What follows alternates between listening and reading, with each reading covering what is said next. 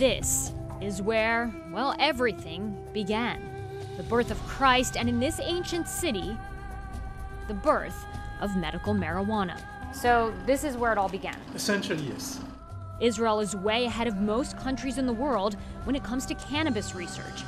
Thanks to this man, Dr. Raphael Mechoulam, who has devoted the past 4 decades to figuring out how people of all ages can benefit from bud. It is an illicit drug in the US, not in Israel. It's not an illicit drug in most countries, but it is an illicit drug in the US. Any reason behind it? None. None. It's not toxic, period. Mechoulam, known as the godfather of cannabis research, was the first person to isolate the THC component, a psychoactive ingredient in marijuana. And with that sparked an international debate, not about how dangerous marijuana is, but instead about how helpful it can be, even for children. This is what is the material that's being given to epileptic children. Mechoulam and his colleague were the first to test THC drops on kids with cancer, enabling 8-year-old Liev, who had a brain tumor, to consume cannabis to help with his pain and with the side effects of surgery and chemotherapy. He shares a special bond with his father, who smokes weed to help with his CRPS, a chronic pain condition. First, I began taking fewer pills, and second, I came to live like a human. And I understand that this is my savior, my life savior. Medical marijuana is estimated to be a $40 million industry in Israel. And research conducted here has helped fuel America's own medical marijuana business. You were allowed up to your quarter. Expected to reach upwards of $2 billion this year alone. And this country is also unique in that it's not just in the comfort of one's own home that people take marijuana as medicine. In Israel, patients are allowed to consume medical marijuana in hospitals, even here at the Children's Oncology Unit at Sheba Medical Center. We met Yaniv Yeshed at this government-run hospital. His 9-year-old son was diagnosed with bone marrow cancer and is undergoing chemotherapy. It came with a lot of throwing up, no appetite, lack of taste. He had no idea about medical marijuana until other parents at the hospital told him it helped their child.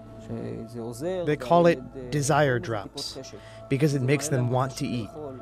If someone told me at the beginning that there was this option of cannabis, I think I could have saved him a lot of months of pain. We published that exactly in children, giving pure THC to children. They stopped vomiting. Why physicians didn't go and use it, I don't know. 20 years ago. 20 years ago. We told people about it. And nothing happened. It's, let me find the right word, outrageous. But now things are changing, for the very youngest who are ill to the very oldest.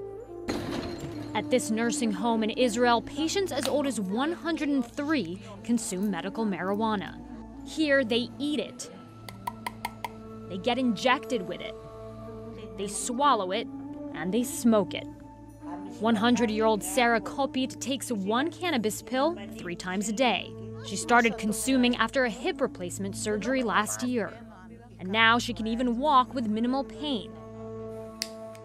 And Holocaust survivor Moshe Root, who lights up about twice a day. Still, there are those who are skeptical about the medicinal benefits of marijuana, especially for young, sick children. I'm afraid that later his body will get used to it and there will be side effects. But seeing how it has helped others, they still don't discount the option. If it relieves him only for a little while, then yes, it is possible. Ironically, many of the advances Dr. Mechoulam made in his cannabis research were financially sponsored by the American government in the form of the National Institute of Health. The NIH gave me a grant money, and I was lucky enough to get money for almost 40 years. I got about $150,000 a year, so multiply that by 40, it's quite a bit.